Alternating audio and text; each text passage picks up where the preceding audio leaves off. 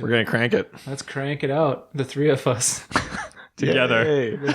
I'm just going to stand in the corner and watch you guys crank it. Three-way crank out.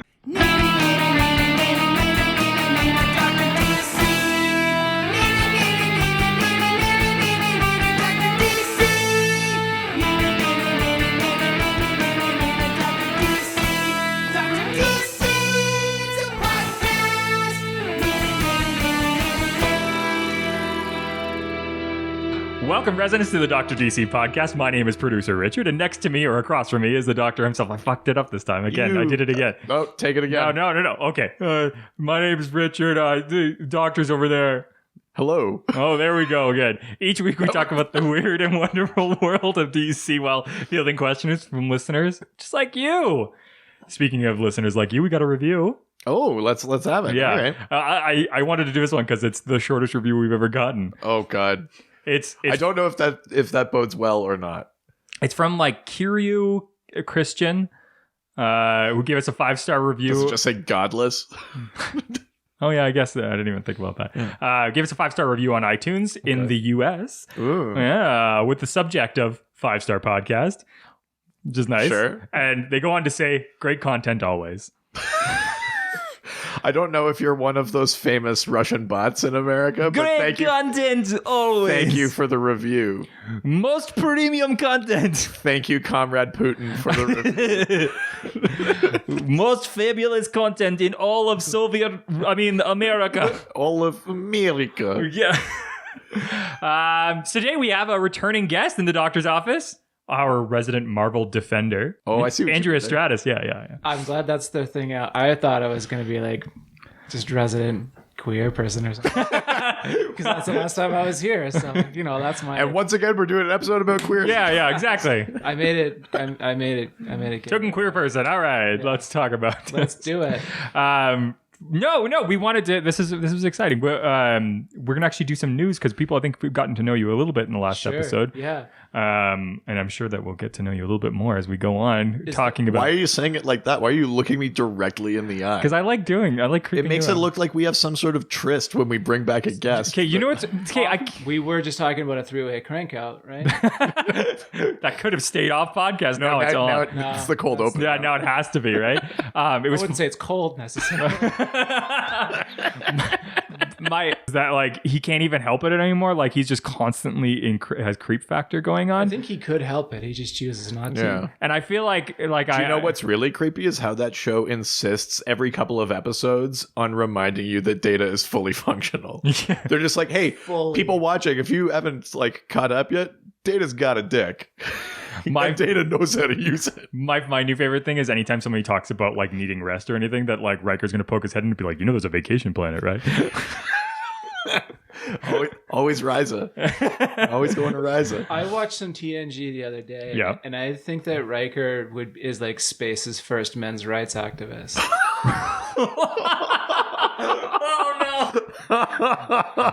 What's funny too with that the time he goes to the planet with all the where the women are like in charge and the men are like they do like a weird role reversal thing, and he's just like, men should be able to do what they want. Also, Riker does weirdly well on that Klingon ship when they do the commander exchange. Oh yeah, he does weirdly well on that Klingon ship. He beats the shit out of it. My favorite is like right through like he's pretty aggro. Right in the beginning of season 4 when suddenly his jacket starts getting way bigger because he's just like he's clearly getting fatter, but they still want to make him like the hot guy. Yeah, and it's like I just watched the episode where they had like this like young like college girl come in who was like in love with him, and I got so creeped out.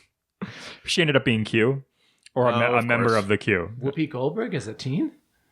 She was Q, wasn't she? No, she's Guinan. Well, yeah, but they technically do the episode where they all become like kids again, and she's really more of like a teen. Yeah, but she's not one of the Q, though. No, she's something else. She's something else. I don't know that they ever actually explain what the something else They is. don't. Like, Q got really, like... They have, like, a history, though. Yeah. But they don't ever go, like, why does he have a problem with you? Who are your people? Yeah. I'm just going to go to limb and say that I would watch a show called Teen Whoopi. But set in Star Trek, but it's just called Teen Whoopi. Yeah, I'm just gonna say that, like, I'm pretty sure that every episode, every like show on the CW is Teen Whoopi. It's all about teen sex, yeah. Like, and Whoopi. Yeah. On to the news. We got some teaser artwork for released for the upcoming DC animated movies. Have you seen this? Only a couple of them. Yeah, well, because they did a full release now, and there's obviously there's so this includes Hush. Right. So Batman Hush. Does it include Reign of the Supermen? Is there artwork for that one now? There's a Wonder Woman one too, isn't there? Yes, I'm pulling it up right now. They're also making an animated one. Yeah. Is the animated one called Hedging Our Bets? No. I'm excited for the live action the sequel. I like that first one a whole lot. That's the only good movie DC's made so far. So there's Reign of Superman, Hush. And then we get Fatal 5 for Justice League. Oh, right. Justice League versus Fatal 5. And then the Wonder Woman one is called Bloodlines. Yeah. And that one I think is based on... the Netflix TV show. Well, no. Remember they released those YA novels that were set in DC? And I think that was the Wonder Woman one. Yeah. So, yeah.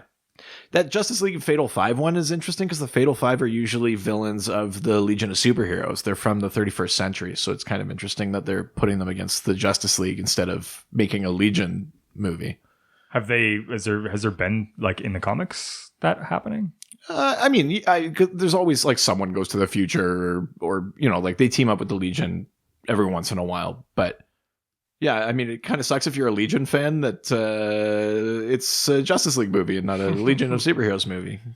Well, speaking of also not a Justice League movie, Aquaman apparently won't have any Justice League characters other than Aquaman. Yeah, well, and Mira, but the DC movie. Yeah, there's no other cameos. Which I don't know. That makes sense. It does and it doesn't though. I usually with those types of movies, at least for Marvel, they always like to make sure that they. I know, but that's kind of why it's nice. They don't have. We know Shazam is going to because you see it in the trailer. The other kid is always wearing superhero T-shirts. There's he's got a batarang and stuff like that. We know these movies are connected. You don't have to hit people over the head. Have Bruce Wayne show up and be like, remember a couple months ago when we went to Russia? It's fine. Just the screen goes black. It's just I'm a bat, and then leaves. Yeah. Yeah, I think it's all right. I mean, I don't think anyone's going to be surprised. It's wait a minute, wasn't he Aquaman in the other movie too? Stratis, are you excited for the Aquaman movie at all? No. Have you seen the trailer? Are you? Yes. You're actively not excited or just ambivalent? I don't buy Jason Momoa as Aquaman. J'accuse. You know who the best character I saw at Justice League, unfortunately? We all did. Not a great movie, we can all admit. It had its holes. The doctor's not saying anything, but shaking his head. I've said it on the podcast. I grinned like an idiot. I had a great time, but that's a shitty I was there. movie. He did have a great time. It's a bad movie, and I loved it. Yeah. Just, it's I don't know. He's such a bro. It's so weird. He's just Aquaman has that streak in him. Does he though? Is he? Yeah. He seems like if Chris maybe Cornell a little less alive. duty than Jason Momoa is, but he does have that some of those elements to him. It feels like they took Xavier Rudd and turned him into a comic book character. I don't know who that is. He's a professional musician that plays the didgeridoo, and he's extremely popular. Oh no! How can that's an oxymoron. You can't play the didgeridoo and be extremely popular. Do yourself a favor. Take that, Australia. Yeah. Look up concert footage of Xavier Rudd playing live, and you will see an audience that is full of if 50 million Starbucks exploded into an audience. Oh no! That's the scene at a Xavier Rudd concert. But there's just something about the Jason Momoa Aquaman that, and because I know you're a big Aquaman person too, so I feel really bad saying this right now. But it's just it doesn't. It's okay. It doesn't do anything for me. It's just in the Justice League movie, he was in Newfoundland, and then he was I don't know. It just looked like he was auditioning to be the replacement singer for Soundgarden. All of a sudden, he's just a bro riding in the hood of the car, and I will say he is maybe. His played. It's weird sense. that every time he left the screen, and went, "Oh yeah." Yeah, nice. Yeah. He is played maybe a bit more broy than he ever shows up in the comics. But those, like I said, Aquaman as a character does have some of those, he's the other things that he plays in that movie. He's a bit of a loner. He's definitely has a history of being kind of like a ladies' man. He goes from Mira to Dolphin to, Tula to all these different characters. He has his friend named Turtle. He dates a dolphin? No, there's a character named Dolphin. Not a literal dolphin. Although for a bit, he was adopted by... He had literal dolphin family. Sure. Oh my god, I if just we had 23andMe ourselves right now, we all probably have a pet dolphin. God, I hope not. I was just making all these Entourage jokes, and then I realized that the guy from Entourage played Aquaman. If I was one of his big, that was like his big role. Yeah, Vince is gonna do the movie. Is that a plot point in Entourage? That's like for like 4 seasons. Yeah. Whether or not he's gonna play fucking Aquaman. In a James Cameron directed Aquaman. Well, he movie. played it. Didn't he play it once or no? Oh no, it was coming up. Yeah, and then he ended up doing the Medellin. Well, yeah, he wanted to do something serious. Who's making this Aquaman movie? The Entourage one? No, the one that's out. Is it James Wan. Oh, okay. Yeah, James Wan's the director for that one. Sure. Did you see the trailer? I did. And still nothing. Still, like he did not James wanted. The supporting characters, like what's his name, Black Manta. Black Manta, yeah. He looks cool. Mm-hmm. Yeah, and like completely comic accurate, which is nice. Yeah, like mostly, it's funny when like there's a lot of stuff that's not super like. Definitely, Aquaman has never like dressed like Macklemore in the thrift shop video. In the comics. As far as I'm aware, like I didn't read a lot of Aquaman, but I remember seeing him and stuff. You know. You're talking about that jacket. Yeah, he's got that fucking jacket, which is a nice jacket. Don't get me wrong, but like. Seems weird to be going in the water in that thing. It might be a bit It's heavy. not really. It's like it's suede. I think he takes it off usually. Well, yeah, just considering it smells like R. Kelly's sheets. It's more Macklemore lyrics. Jesus, I'm having a good time over here. Do you think that that's a movie that you'll see anyway to see whether or not you were right? I'll probably watch it when it's on Netflix. Right. That's how I watch Batman versus Superman. Oh, that's what a terrible way to watch that. Well, I didn't. Is there a good way to watch that? Yeah, the Ultimate Edition. There's an Ultimate Edition? Yeah, that actually like fills in some of the weird like plot hole things from the theatrical cut. I was never into Superman. I was never all that into Superman, which is sort of what kept me at bay too. Like I like Batman, okay, but sure. I was never really all that much of a Superman person. What about Watchmen? Did you see that movie? I saw Watchmen. What did you think? It was eerie because it was like kind of comic accurate, but also not. Because like the thing about Watchmen in the comics wasn't that they were like super strong. Yeah. There's that scene where they're like throwing people through walls and shit. I'm like, well, this never happened. You guys were like in the comics. You were like Owl Man. Is Owl Man? Owl Boy? The Owl? Night Owl. Night Owl. That's his name. He was never Headless Owl. Headless Owl. Oh, plug for my kind of active record label. Yeah. He was never like throwing people through walls and shit. Yeah, I guess not. So it was like sort of weird that all of a sudden, and I really kind of wanted them to have the whole like the pirate ship like that. The B story. There's also an Ultimate Edition of Watchmen that does have. Oh really? That. Okay. Yeah. Well, what do you think Watchmen about it? Was okay. I think it'll work better because they're doing a series, right? They're doing Well, that's what I was just going to say. That's a nice piece of news is that they actually just got ordered to series, and that's a Damon Lindelof production. Do we know if that series is either a prequel, or is it actually the story of Watchmen, or is it something like just in the Watchmen universe? Because I feel like I've read a few different things and I'm actually not sure what it is. Well, especially because the way Watchmen ends, it's not like there's you couldn't really continue that story. Don't want to spoil anything, but people die. Yeah. Well, lots of people die. Like most. Technically, that story is being continued right now. Here's from this article I'm reading. It says HBO's official description of the series is that Watchmen embraces the nostalgia of the original groundbreaking graphic novel while attempting to break new ground of its own. That is in keeping with the letter Lindelof posted for fans in May, in which he stated that the show will not be a retelling of the story from the graphic novel, but rather a new story in the same world. So with new characters set in the present day. Interesting. Some of the characters will be unknown, new faces, new masks to cover them. So, but I don't know. That's an interesting one because like that comic is also very like place and time, and it's also like the theme of that world isn't necessarily like in Marvel and DC and like other sort of DC universes where it's like overrun. Like there's a superhero in every 3 fucking blocks. Yeah. Like that's kind of the thing about Watchmen. You do pick up in the Watchmen universe 5 years later in like a series that's currently still coming out called Doomsday Clock. Right. So you pick up in 1992 and basically the world does find out that Veidt was behind everything because of Rorschach's journal. Sure. And it kind of all comes crumbling down again. They're like it's basically another like brink of war kind of thing. But in that series, the whole premise is then Ozymandias trying to right his own wrong has to go find Dr. Manhattan, and Dr. Manhattan is in the DC universe. He's gone there to meddle. Right. But yeah, I mean, I got to assume that's not what this show would be doing, especially if it's like present day. That's even further ahead. Because do you think Billy Crudup's dick will still be in it? I mean, we can only hope. Right. Do we think that's actually Billy Crudup's dick? I mean, I just Googled Billy Crudup's dick. I just did a side-by-side, but I'm assuming it looks like a dick. I mean, got my Crudup. They all kind of look, Jesus. Birds. Hashtag Billy Hardup. Oh God, he's gonna be hard up if he doesn't get cast in that role. I don't think I've seen him in a while. He's got all his Almost Famous money rolling in. Yeah, I'm sure that'll survive. And he's playing Henry Allen. He'll be in the Flash movie. Oh, that's like true. so. Yeah. Okay, that's true. Is he? Yeah. Okay. Are they making a Flash movie with the kid that played Flash in the? Because he was the most compelling outside of Wonder Woman, who's like a great character, and that first Wonder Woman movie was really good. The Flash, like that kid was fucking great. Yeah. He was the most compelling person in that movie. I think that movie goes into production sometime February 2019. Because even that movie, like the Justice League movie, like Wonder Woman is underused. Like all the interesting characters were underused in favor of Ben Affleck for some ungodly. Done. They should get John Hamm to play Batman. That's been being tossed around for a lot. A lot of the time, they're like he's too old, and they've tossed that around, Batman's and then old. I know. But then recently, they've also been looking at Oscar Isaac for a role in that, like in the next Batman solo movie. Oscar Isaac would play a good Batman because he's got kind of like a bit of a swarthy charm to him. I don't know if that's what they're looking at him for, but he would be good too. I'd be totally. He'd be a good. What's the Hawkeye equivalent? Green Arrow. Green Arrow. He'd be a good Green Arrow. Oh, look, it's already going into this. Already talking about. I know. Hawkeye equivalent. I let that slide. Yeah. We'll argue about this later.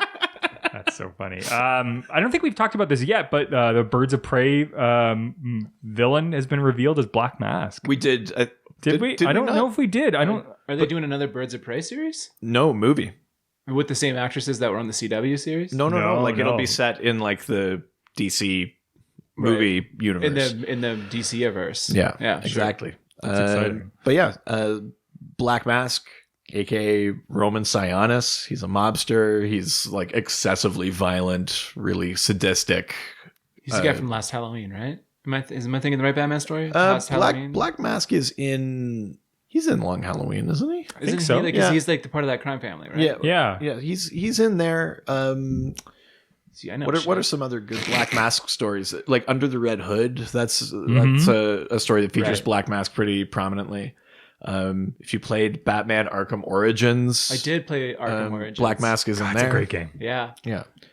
That's the one thing that DC has going for it over Marvel is that their video games have largely been better. And by that, I mean the 3 Arkham Batman. I was going to say, I'm like, even that Superman game, the Superman 64.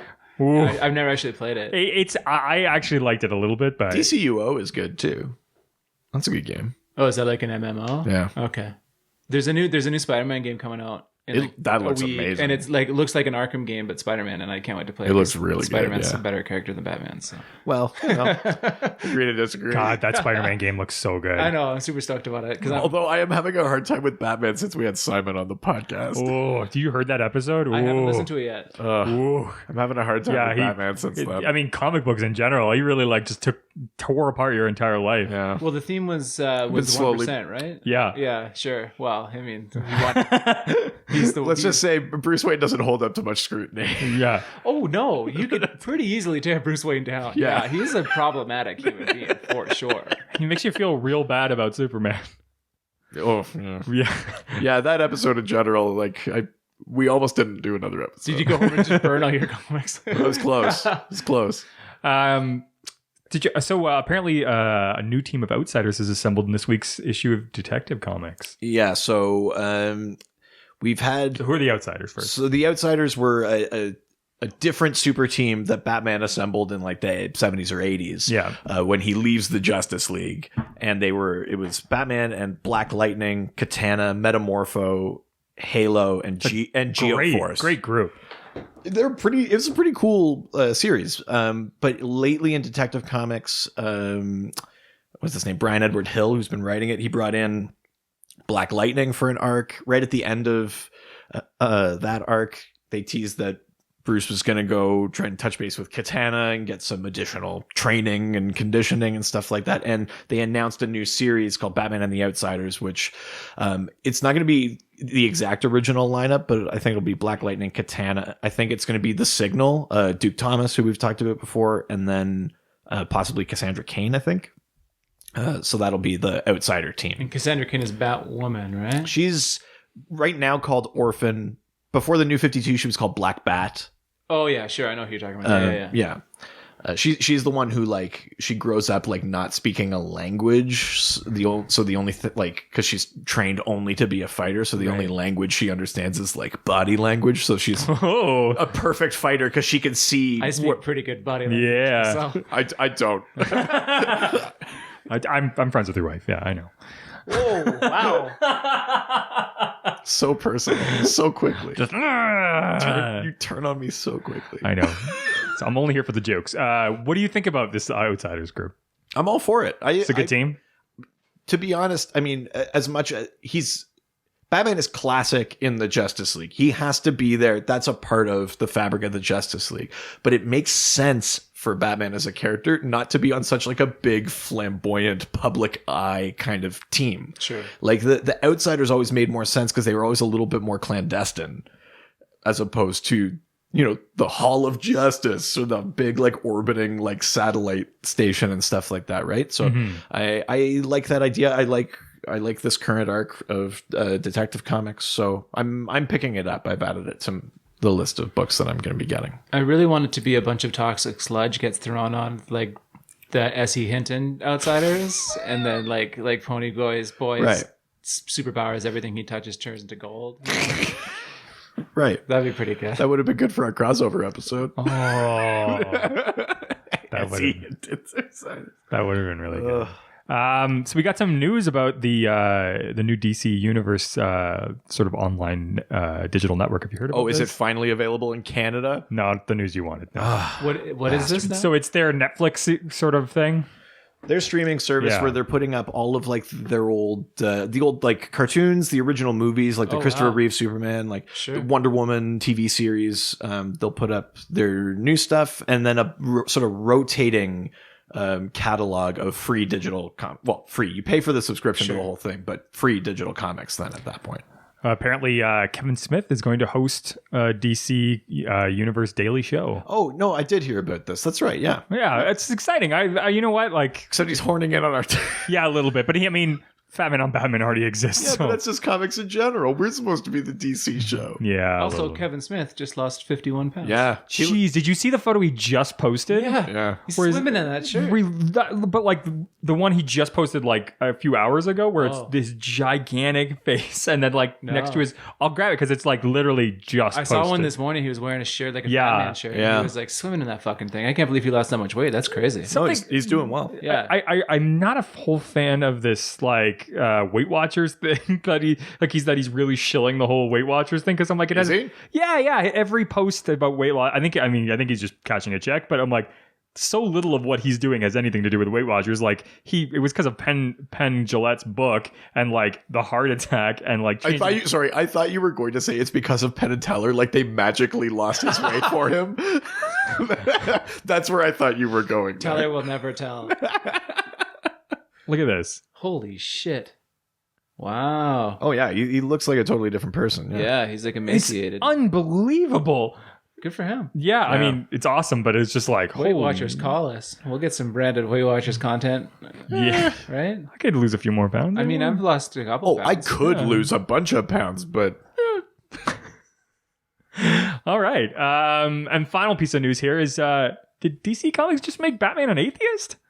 Not really. I mean, kind of. Even Tom King, the guy who wrote the comic issue in question, said, that's not really what I mean. So this has been going around on the internet. What did he mean then? Well, I think it's just basically that like Bruce doesn't live his life like in fear of heaven or hell or cosmic consequences or things like that. Like, unless he's hanging out with Constantine. Bruce lives agnostically or things like that. But he literally can't be an atheist. One of his like closest crime fighting partners was the god of war. Yeah. Yeah, like he's experienced afterlife. Like especially in like the actual like word atheist. Like he might be, even if you imply that he doesn't believe in like God, he definitely believes in gods. He's met multiple. Because they exist. He's fought them. He's killed them. He's, like, it's happened so many times. So I think even Tom King, who wrote the issue, was like, that wasn't really what I meant by that.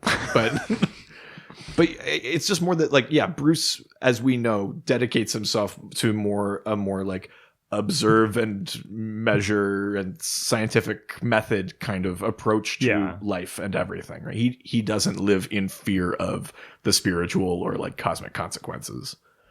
That's fair. Okay. Yeah. Okay. Yeah.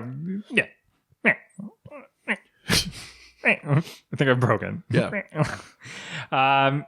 But we've been waiting for this theme for a while. We've been hinting at it for a long time. This is a big tease. It's basically ever since at least I found out that Stratis you were super into Marvel. Yeah. I was like, aha.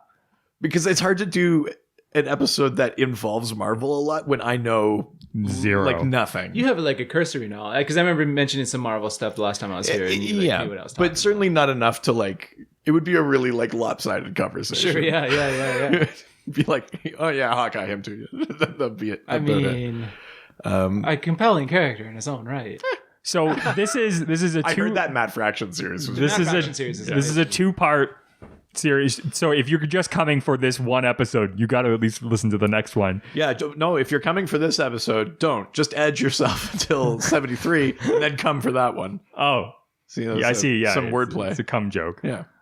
We're above that. Go back. We? No, we're not. Go back to episode 69 and learn about it's true. proposed Superman super edging. Yeah.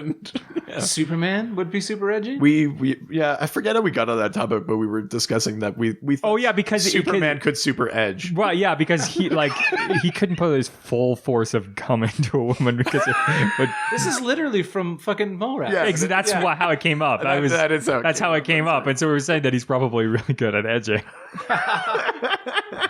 I also said he had super urethral control. That's true, yeah. Which is even grosser. So this first episode is Marvel steals from DC.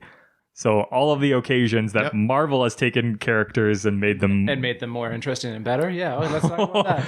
Ding ding. That's where we're starting. We're gonna be very antagonistic. All right. On this podcast. Well, let's head into the questions because we got a ton of questions. Yeah, we did. We got so many. I'm very, very excited about this. So let's head over to Facebook. Going to the face and the book. Going to the Facebook. Yeah, you did. Oh, I'm so glad I don't have to do that anymore. I know you always get embarrassed when there's a guest and you have to do the drops. So. There's no shame here. That's how I live my life. I apologize. It's only shame. That's how I get so much done. From our old friend Adam Upper. Hey, Adam. Upper, I barely know her. Wow. I haven't made that joke in a while. Can we comment on probably the biggest ripoff of characters in Deadpool / Wade Wilson and Deathstroke / Slade Wilson? Liefeld wasn't really trying to on that one, was he? Right. So did Liefeld create both those characters? No. Okay. He created Deadpool. Yeah. Very clearly stolen from Deathstroke. Now, I say that, but we'll get into it. Like these characters talk about edgy Deathstroke. Well, I mean, see, that's why you got to be careful. It's like putting the belt around your neck. You got to know where your limits are. Oh no! Or that edge can turn into a Deathstroke. Just David Carradine. Oh, see, in peace. The legend continues. The legend stopped continuing. Yeah, I mean, these characters have gone in very different directions since, but.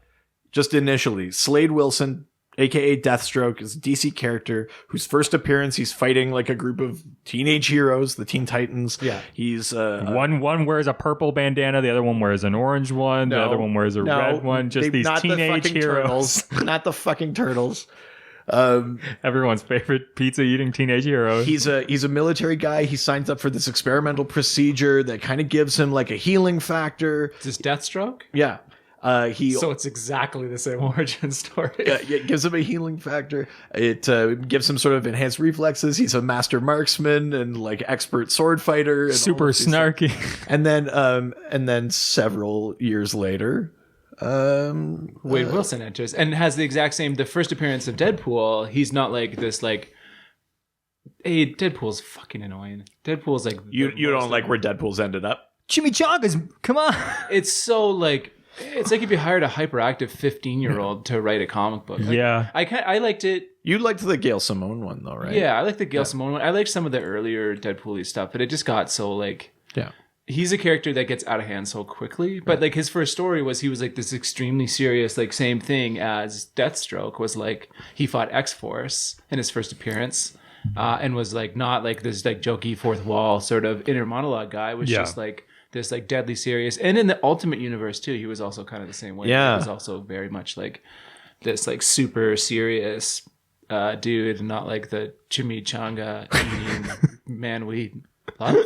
Question mark. It's a funny character that took off because I remember like for years they tried to get Deadpool to stick, and it was like, this is kind of dumb. Yeah, I mean, and again, like I said, if you look at the, like where those two characters are now, Deathstroke is still like this deadly assassin, very serious kind of character. Deadpool's gone totally a different way. If you look at them, other than the obvious like ripoff of their names, it doesn't look like there's a lot in common. But those first appearances are like it's the exact same. They're carbon copy, basically. Yeah, and like if you're gonna rip off somebody's name, change more than one, like literally one letter. Slade Wilson. How about Wade Wilson? I wonder if there's got to be something behind that story where they were friends or something. Like, so who created Deathstroke? Deathstroke must have been like Jerry Conway or someone like that. Like just given the era, I don't remember offhand precisely who created Deathstroke. Because that was at a time when Liefeld was actually like pretty invested in comics and wasn't really like, created by Marv Wilson and George Perez. Marv Wolfman. Okay, yeah.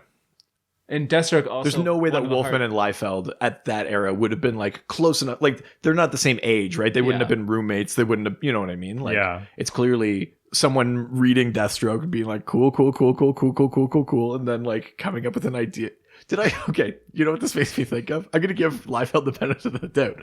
One summer, I spent a whole bunch of time trying to write a Meatloaf musical because I love Meatloaf, and I wrote like a whole first act, and someone asked me about it, and I was like, okay, well, let me tell you. Hold on, Meatloaf the food or Meatloaf the singer-songwriter? The singer. Unfortunately, he knows so much about Meatloaf. Can you imagine a musical about the food Meatloaf though? But with the soundtrack, it's a musical with the soundtrack is all Meatloaf the musician. Just wait. So this friend asked me like what the musical was, and I was like, okay, so there's a small town. They've outlawed rock and roll. This guy like rides in on a motorcycle. He shacks up with the preacher's daughter. Like, oh my god! I was like talking about it. And they were like, that's Footloose. I was like, son of a damn it! I wasn't doing it on purpose. So that's hilarious. I'm gonna give Liefeld the benefit of the doubt and say that this was his Meatloaf Footloose. Was Deathstroke the lead character is going to be Slevin Faken. Lucky number Slevin. Yeah, that's a great movie. But I haven't seen it. It's actually really quite a while. Good. It's on Netflix. We watched it recently. It was really good. So you've talked about that you don't like the Deadpool character now. Do you like the original one, or is Deadpool just a character that you just don't think works or that you don't connect with? I think it's a character that's best used sparingly. Sure. Like he can be interesting, and it's which is not the case. Yeah, not the case at all. But like there has been instances where he's been used to like pretty decent success, and he had some decent stories in like the late 90s. He's best when he has a bit of like there's still like a bit of humanity left in him, like right. But it's never the case. It's always like he's always such an outlandish character, and it's so annoying. What did you think about the movies? I hated them. Yeah, I liked the first one. I hated the second one. I still haven't seen the second one. It's not good. It's just like, it's bad. The jokes are dumb. It's got TJ Miller in it, even though they knew that TJ Miller was a fucking piece of shit. Right. Like, yeah, that was like post him being a piece of shit. Ryan Reynolds knew what was up, and he's like, well, it's too late to remove him. Like, he's in the movie for 6 minutes. Just cut the dude out. Yeah. Like, you could very easily do it, considering what they've done with House of Cards, gentlemen. Like, yeah, you could just be like, yeah, Weasel was killed. New Weasel. Yeah. But like the jokes are dumb. Like they're just all like it's such like lowest common denominator. It really is. Right. And it's, I don't know. You can just like Marvel has so many good writers at their disposal. Somebody could write him really good, and a couple people have. Like he's in. There's a series running right now called like Mr. and Mrs. X. That's like Rogue and Gambit got married, and they're like adventuring around. And Deadpool like just made an appearance. But the writer is a really good writer, so she can write him in a way that. Oh, mamma mia! I want some chimichangas. Yeah, like that's just like that stuff is just so fucking like. Why is he obsessed with chimichangas? Like, where the fuck did that come from? Yeah, I don't know. Did you just Google Mexican food? I feel like this all started with those hilarious the Comic-Con like YouTube video stuff that started popping up with all the people dressed up as Deadpool doing silly things during like Comic-Cons. I feel like that's where the popularity started coming back. That's when when Deadpool started becoming more relevant to the mainstream, was that he was showing up doing these like pranky YouTube-y stuff. Like, But the people that were super into Deadpool are also like the Comicsgate people. It's like, yeah. it's not like it's a pretty problematic sect of comic fandom that is also super into Deadpool. Yeah. It's true. Yeah, it's unfortunate that. But he is like he's an interesting character that if the right person had him, they could do something interesting. But it's just so overwhelmingly. It's funny because Deathstroke, has gone the complete opposite way. It's like always been treated very seriously. Yeah. Like storylines like the Judas Contract or things like that are like very like grim. Like you're not. I mean, we talked about the Judas Contract and why you're not meant to side with Deathstroke in that one. Yeah. Which is because he's having sex with a 15-year-old in it. But like those, that character has gone. Check episode 69. Couldn't have gone further from where Deadpool ended up. It's funny to think that they have such like a shared origin. Yeah. He was not shared, stolen. Deadpool. Yeah, straight up Liefeld. That's funny. But Deathstroke was also a really hard boss fight in Arkham. Yeah. He's he's notoriously like one of the hardest boss fights. The opposite of the Electrocutioner fight. Yeah, exactly. It's like the polar opposite. I hated that. That made me want to not play that game so much because it took me like Deathstroke one. It took me so long to get past him. Yeah. Ugh. All right. It's a hard fight. Let's go to our next question, which I'm going to need some explanation because it's just a lot of like individual words and not an explanation of what the question actually is. Okay. But Millennium, everyone was a Manhunter spy. Right. And Secret Invasion, everyone was a Skrull spy. I don't know what any of that means, but I can explain half of that. Sure. Oh, good. So I'll start with Millennium. Well, I'll start with Millennium, which came out first, lest anyone think that DC didn't come up with it. The premise of Millennium is that the Guardians of the Universe. It's actually pronounced Willennium. Hold on, they've got a Guardians of the Universe? It's not the same. No. The Guardians of the Universe are the keepers of like the green light of will. Yeah, the ones that create the Green Lantern Corps. Sure, yeah. Universe is way bigger than Galaxy. Way different. Yeah. this whole thing is just like, you only have a galaxy. So the Guardians of the Universe and the Zamorans decide that they're going to retreat to another dimension to Snog, basically, and so they decide that they're going to appoint like a dozen chosen people through the universe, superpowered people, to become the new Guardians. Yeah. But in the meantime, while superheroes are trying to find these chosen and all of these like pieces are moving around, it's uncovered that a bunch of people in the lives of superheroes, some of their significant others, have been replaced with either androids or like mind controlled, or they've been mind controlled or things like that by the Manhunters, which is this robot army. They were the precursors to the Green Lantern Corps. Sure.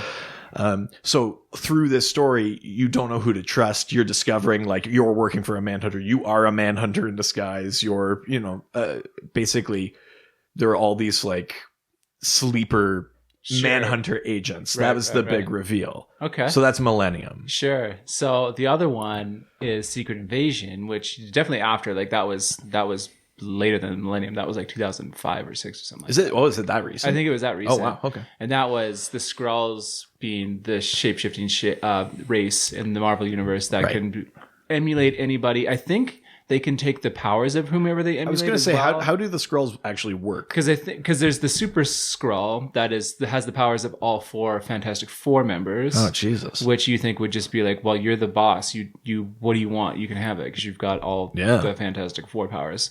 But then like other Skrulls can just be like, oh, I'm going to be Spider-Man, so I look like Spider-Man. But that Skrull then gets Spider-Man's powers? And he has Spider-Man's powers, I believe. I could be wrong. Shit. I don't know a lot about the Skrulls because they were Fantastic Four villains. Right. I didn't read a lot of Fantastic Four. But the Secret Invasion was basically, that was like, they discovered that there was all these, that for a long time, there had been all these like sleeper cells of Skrulls, like Spider-Woman, the Jessica Drew version of Spider-Woman, who had existed in the Marvel Universe for a long time, had been revealed to have been like she was sleeping with Iron Man.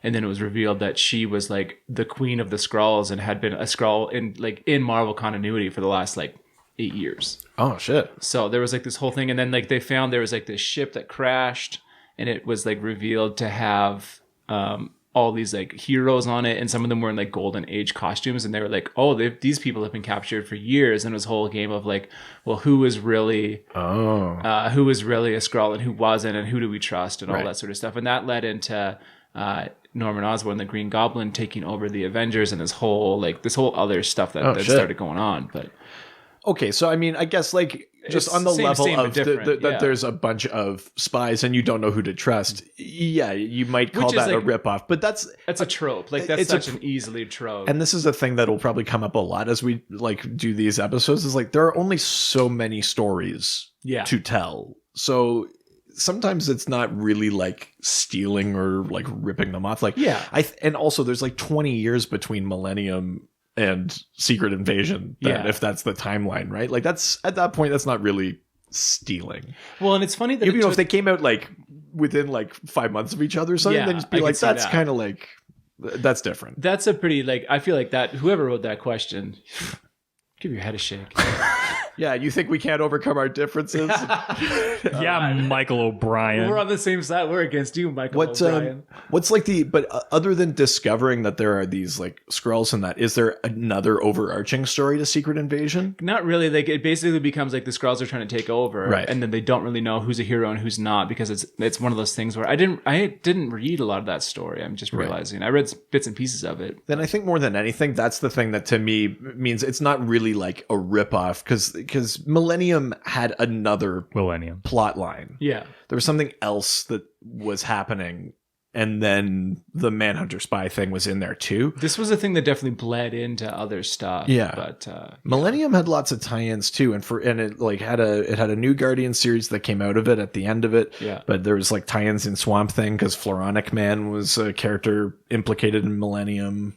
Yeah, there were lots of tie-in issues, but yeah, I mean, I think that one might just be a case of that there are only so many stories, right? So the idea of like sleeper agents or not knowing who to trust or like stolen identities or whatever, like that's kind of bound to come up, I think. Sure, yeah. Yeah. All right, well, let's head over to Twitter. Twitter. Oh, fuck. You know, being on this side of it, please, residents, somebody write some intro music for these segments. You want someone to come up with like actual drops? Yeah. Someone, please give us drops, because I being on this side of my creations, I'm realizing how terrible they are. This is important perspective for you. Yeah, it really is. I don't like looking in the mirror. Jesus Christ. First question comes from Puff Cheek Pastries. Puff. Our old friend, Puff.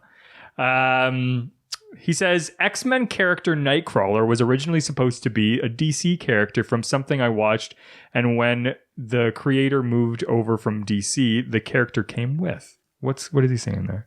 That's not really a question. No, it's not. It sounds more like a statement. That's a declarative statement. I mean, that's exactly what happened. Yeah, I mean, I don't know too much about the story, but there is something to the idea of like sometimes you might have an idea, you might go to pitch it, and it doesn't go.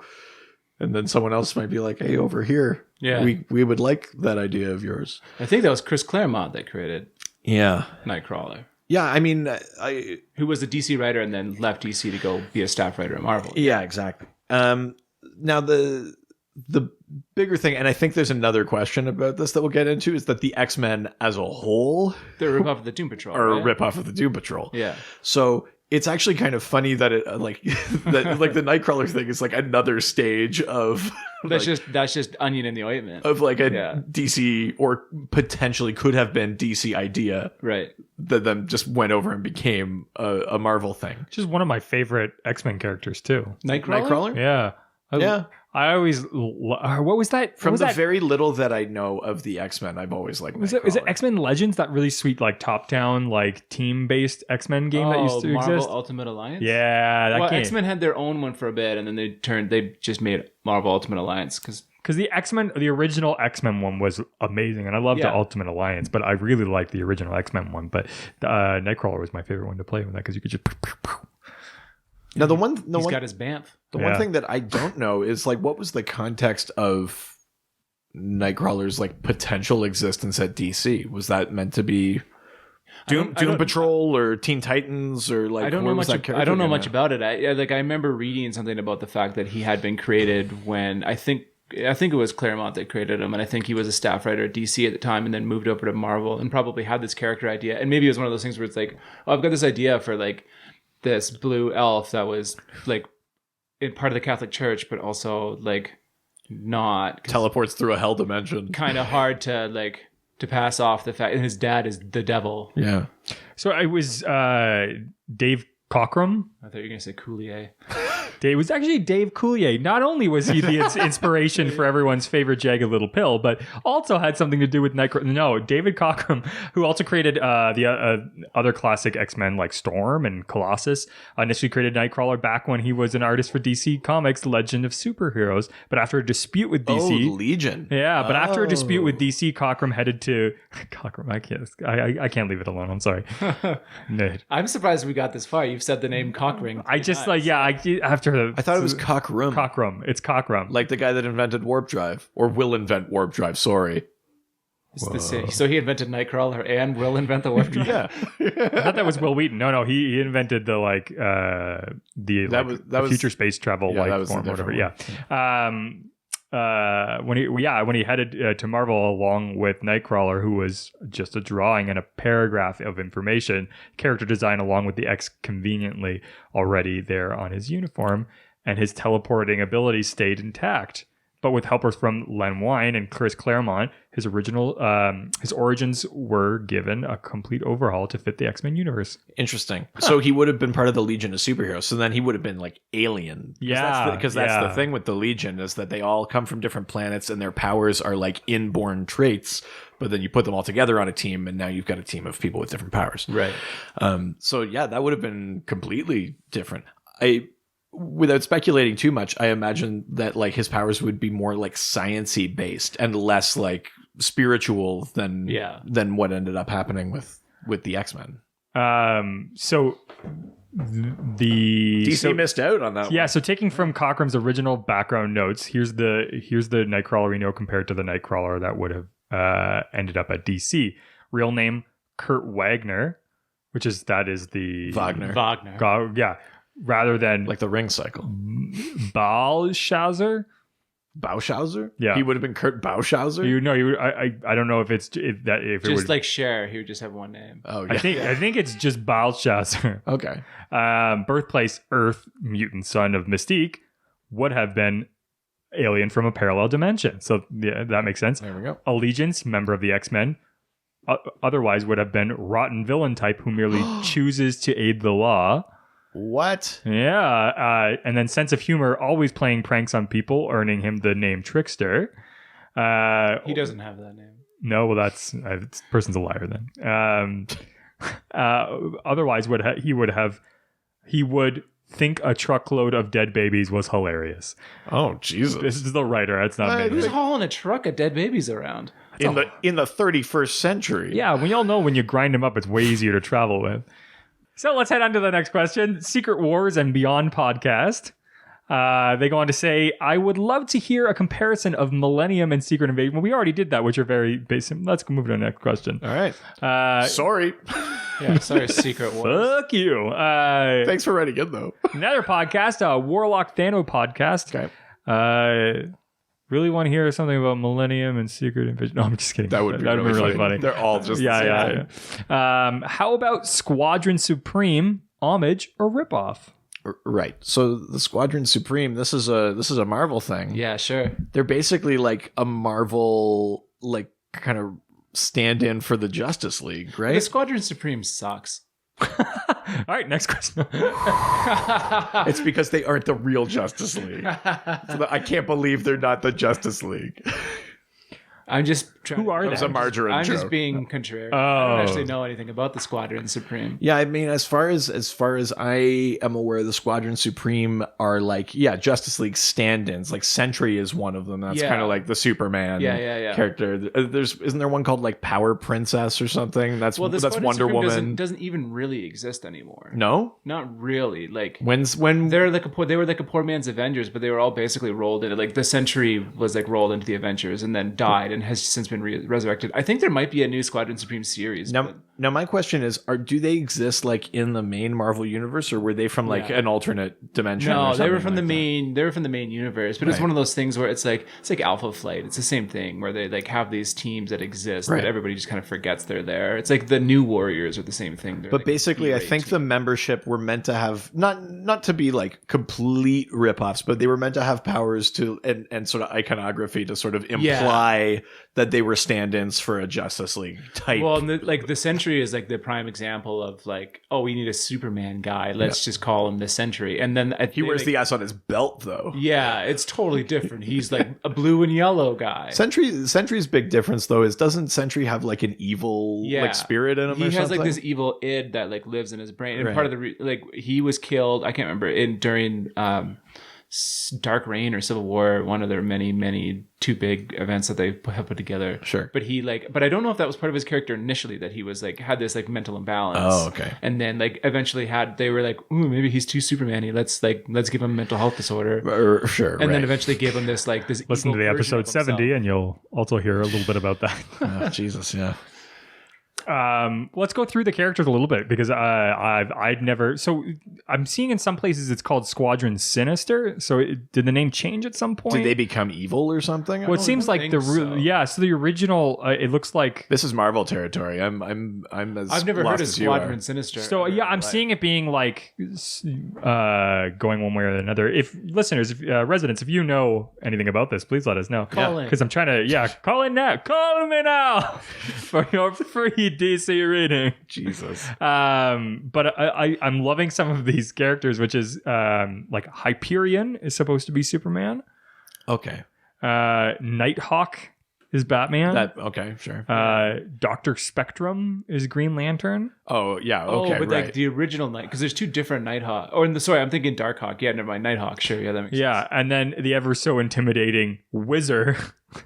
Oh, is that meant to be like That's who the Flash? The rounding Wizard. out the team. None of these people exist in the Marvel universe anymore, as far as I'm aware. Or if they do, they're like super B-rated. So Dr. Spectrum could like project like light. I'm guessing that's the Green Lantern one. Yeah. That's so funny. So rainbow colored Dr. Spectrum uses the sentient crystal on his gloves to create constructs out of light not just green light. Marvel one-upped Green Lantern with the whole rainbow. Green light. Yeah, no, it's like I remember that being like a pretty blatant. Hey, we need a Justice League because the Avengers are totally. I mean, we'll get to it in more detail in the flip like second half of this, but DC also does do these kind of like stand-in pastiches of Marvel characters too. This isn't just a one-way. No, this is the first. Yeah, this is the half that we'll do. We'll admit to some wrongdoing later on. Squadron Supreme, yeah, that's an interesting one because I know like this list you're reading is interesting because this is like golden age. Like this is definitely. I think they've had like the Squadron Supreme has existed beyond that and has had like the Sentry and those sort of people, but they all sort of got rolled into it because it's always like B-rate characters. Sentry and Hyperion are both names that I've heard as Superman stand-ins, but I don't think I know who Hyperion is. I couldn't tell you who Hyperion is. No, here's one I didn't know either was Zarda, the Power Princess. So that's probably Wonder Woman. That's Wonder Woman. Yeah, is creepily similar to Wonder Woman. She too is from a magical utopian island aptly named Utopia Isle and is committed Island. Wow. And is committed to being an ambassador for her people for the rest of the world. Zarda was an ambassador to Hulk in the 2000s. She embedded the ultimate version of the big green guy, but she hasn't done much since then. See, it's interesting to me that they're just part of the Marvel universe because in DC, what they do is in a couple of DC's parallel Earths are meant to be like Marvel pastiches. Sure, yeah. They have their own space. See, Marvel keeps everything to like basically they've brought it all back to one universe now, but they had two because they had the Ultimate Universe and then they just melded them together. Right. After they killed almost everybody in the Ultimate That's Universe. right, yeah. People didn't fare too well from that one. No. Oh, and you may know a Wizard a little bit better by his renaming, which was Speed Demon in 1981. Yeah. And made a surprisingly long career. And his name is Harry Ballin. He apparently made a career out of harassing Spider-Man with his Flash-like whirlwind moves. Oh, most definitely. I'm just going to Google Hyperion because I'm super curious about who the fuck Hyperion is. Speed Demon became a part of the Sinister Six with the recent Marvel Now relaunch. So he is part of the Sinister Six, which is... Speed Demon. So the Sinister Six, those are all Spider-Man villains, right? That's usually like Mysterio, Sandman, Vulture, Doc Ock, Rhino. It's kind of like it's a rotating Shocker. It's Like, a I rotating. don't know. Okay, Shocker's definitely been in there. I think the classic lineup is Doc Ock, Shocker, Rhino, Electro. Electro. Yeah. Vulture, Mysterio. Yeah, that makes sense. But at any given point, one of those people is dead. And Sandman's been in there from time to time. Sure, But Sandman's like one of those people that waffles between being good and bad. Right. All right, well, let's head to the next question from... Oh, sorry. So I guess to answer that question, is it an homage or a ripoff? I mean, it's a ripoff, straight up. It is a ripoff, but they do both do it, and But which came first? I'm assuming the DC one came. I'm assuming this is like post. Justice League came before Squadron Supreme. Sure. Yeah. Like they're clearly inspired by the Justice League. Right. But which pastiche came first? I don't know. I don't know when the Squadron Supreme started. So this says that the Squadron... I don't know. I don't know if they came out before like Lord Havoc, which is like DC's Doctor Doom. They came after, for at least that's what this article is saying that I'm reading right now, is that, they created in 1969. Okay. So, Yeah. after. So the next question is from GR Ant-Man. All right. Grant Man. Me M Ant-Man too. GRU Ant-Man. I don't know. Nice. I was trying something. It didn't. Yeah, listeners, we really need those fucking drops, guys. Ugh. Yeah, make them for people. Make them for segments. Make them so that like there's almost no show that needs to be created. It'd be wonderful. Yeah, there's no talking left in the show. There's no time for it. It's all drops. We just edit different things back together. That. On a side note, more Star Trek talk. The Star Trek The Next Conversation podcast has basically just become drops at this point. They have like literally drops for like the beginning and the ending of segments. Like it's literally just drops at this point. Love the podcast, but Jesus. So Grant Man says, "What? How many Twitter accounts is Grant gonna make?" It's one Twitter account. He just changes his name constantly. He just like gets on like the hype train of a character for a bit. Really gets into it. Is that what it is? He was it's always the same like technical Twitter handle, but his like name has been Avatar of the Green. Then it was Into the Weird when he was on a Doctor Strange thing. I was hoping that he just made a podcast for all these, and then just they keep failing, and he keeps trying to make new ones. This time it's gonna work. You're hoping he's a failure? Or you just want him to be just a pitch machine. No, he's like he's Gil. He's Gil. This time it's gonna work. This podcast. Not my hot plate. I only had 2 payments left. So Grant says, while I don't remember which came out first, I remember in the mid-aughts, Marvel and DC putting out almost simultaneously summer event miniseries, Annihilation and Infinite Crisis, respectively, both of which had four issue preview miniseries leading up to them. Did you read Annihilation? I don't know what Annihilation is. I read up a little bit on it because I was curious. Is that a DC thing? No, that's the Marvel one. Annihilation. Oh, is that like the Annihilation wave? Is that like with like Adam Warlock and all that stuff? Yes. So Okay, 2000, I do know this. Yeah, it's a 2006 crossover storyline. Yeah. So do you want to explain that one a little bit? Well, I know a then? little bit of it because that's like a Nova Adam Warlock sort of like that's more like a cosmic space. It's like the kinda. cosmic space version that all the stuff that Marvel has. I think I'm most likely the Guardians of the Galaxy are probably tied in with that too. Right. Because that's like right when they were sort of coming around. I believe that's probably with Annihilus. Yeah. I think what I was reading is there was some sort of like battle with the Skrulls and the Kree Empire and things like that. Yeah, because they've got all their space factions, and there's always like because what's his name that was in the first Guardians of the Galaxy Ronan. movie? Ronan, the Destroyer. Yeah. He's or the Accuser or whatever. He's got I think it's the Accuser. He's had a couple of different jobs. Yeah. He accuses sometimes. Yeah, he destroys others. Like Ronan, the late night grocery store cleanup crew. His CV is pretty varied. As far as I'm aware, it was like this sort of battle for sort of cosmic supremacy, I think, because I think Ronan actually sides with the heroes in this story. I think he fights on the side of the Guardians of the Galaxy, or maybe the Nova Corp, the blatant Green Lantern Corp ripoff. Yeah. Interesting. Yeah, a little bit. I mean, story-wise, that sounds nothing like Infinite Crisis. But I also could be 100% wrong because I never read Annihilation. So Infinite Crisis is like the 20-year later sequel to Crisis on Infinite Earths. Right. So the original Crisis on Infinite Earths took all of those parallel worlds, destroyed them, and took the 5 remaining and put them into one Earth.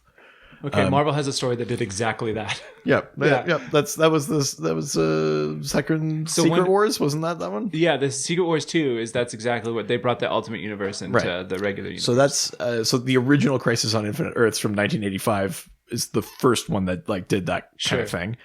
But then Infinite Crisis is this 20-year later sequel where a couple of the surviving characters from the original Crisis basically decide that the world has gotten too dark. It's like supposed to be a commentary on what the 90s and early 2000s did to comics, that the world has gotten too dark. So they think that they built reality on the wrong Earth. So their plan is to remake the multiverse to find the actual right Earth. So, but in order to do this, it involves a Lex Luthor from a parallel Earth who manipulates the secret society and turns the Spectre like rogue against like magic, and it causes all this kind of chaos. Brother Eye and OMAC virus and all sorts of things. But it's like one of those big cosmic things. And what came out of it was that the multiverse was reborn again. There were 52 parallel Earths after Infinite Crisis. Oh, wow. So is that like never mind. That's not the new 52, but that was the start of DC's obsession with the number 52 was from then. Now, I think the one thing that does make them look like ripoffs is that there's the main event, but both of them had 4 like pre-event miniseries that led up to them. Sure. I don't know what all of them were for Annihilation. I do know there was a bunch of miniseries for Annihilation, and maybe producer Rich over here has that up on his computer right now. But for Infinite Crisis, I know there was 3 volumes. I knew that. I don't know about the miniseries. Because I think there was like, there would have been a Nova tie-in for sure. Because he's like a pretty big character. And same as like, I'm sure the Infinity Gauntlet was probably mentioned at some point. Sure. Because that's like part of, especially like if Adam Warlock was part of it, that's his whole deal too. So before Infinite Crisis, there was a book called Countdown to Infinite Crisis, which was an 80-page one-shot that ended with the death of Blue Beetle. Right. And it sort of set up then these 4 other series, which were Day of Vengeance, where the Spectre goes rogue, Villains United, which was about the secret society, the OMAC Project, which was about Brother Eye, and oh shit, I'm going to forget what the 4th one was. No. Well, there was a 4th one too. Right. I kind of can't believe that I don't remember what that one is. But at any rate, these 4 series all ended, and then Infinite Crisis began. And I think structurally, Annihilation worked the same way. Yeah. There was like a one-shot, and then some series, like pre-series, and then the main one. They had a series with Drax the Destroyer, from what I saw, and so Drax in the movies is always like from space, but in the comic books, his origin story is that he was like a professor on Earth, and him and his wife and his daughter were like driving in their car, and Thanos sent something to Earth, or like I think he sent maybe like an emissary to Earth and crashed, and it like killed Drax and his whole family, and then he was like resurrected as this like green-skinned alien monster person, but he's like a human being, like he was from Earth. Really? Yeah, that's his like original origin story, which was then like retconned I think for the movies just to make it simpler. But, I didn't know that. so there was like and then Ronan the Accuser is part of it, definitely. Silver Surfer I think is probably part of it most likely, and like Galactus and his whole Herald. That would make sense if it was a big like kind of cosmic Skrull, thing. Ronan. So the Skrulls are definitely involved, the Kree is definitely involved, Herald's a Galactus. Yeah, I'm just looking at it all now, so definitely Guardians of the Galaxy feature in pretty heavily. I'm assuming Annihilus is probably the main villain, because he's got his like annihilation wave that he sends out, which is just like millions of his little like drone guys that go and attack. I don't really know. I it's one of those ones where like I didn't have a lot of investment in those characters at the time, other than like a cursory interest in like the Silver Surfer. I get the sense that story-wise, these are completely different things, but maybe the like, setup is the setup, really like similar. as a company or as a business model, like how do you build up to this big series? How do you make the most of it? How do you get people to buy the most books or whatever? But that's classic. Like Marvel and DC run their events largely the same way. Like there'll be like there's tie-ins, but there's always those lead-ins. Like there's the when they did the whole X-Men thing in the early 2000s, when they like had the Age of Apocalypse, they had like your lead-ins, and you had your like Omega, like your 80-page one shot, and then you had your whatever outshot at the same time. Yeah, that's true. Yeah, it looks like Drax the Destroyer Earthfall number 1 to 4 was sort of the lead-in for this. Yeah. Okay. And Thanos number 7 to 12. So yeah, the short answer is like structurally, this one probably counts as I mean, call it a ripoff, I guess, or just this is the trend now. Someone started it and Yeah. they said, we think that'll work. We'll do that too. They're the only publishers that do that, though. It's interesting. Like I think they're the only ones big never- enough to get away Sure. with it. Valiant does do a big summer crossover every year, but it's not nearly as big as Right. those things. Yeah. But they've done like Harbinger Wars, or there was an Exo Manowar centered one a few years ago Sure. and stuff like that. But I just don't think they have the readership to do something as massive Right. as like 6, new series just springing out of nowhere. 4 right? issues of a Drax the Destroyer comic that everybody's like, oh, Drax is my favorite. He's the most well-rounded, interesting person. Well, with that, the Dr. DC podcast will be back after this quick break.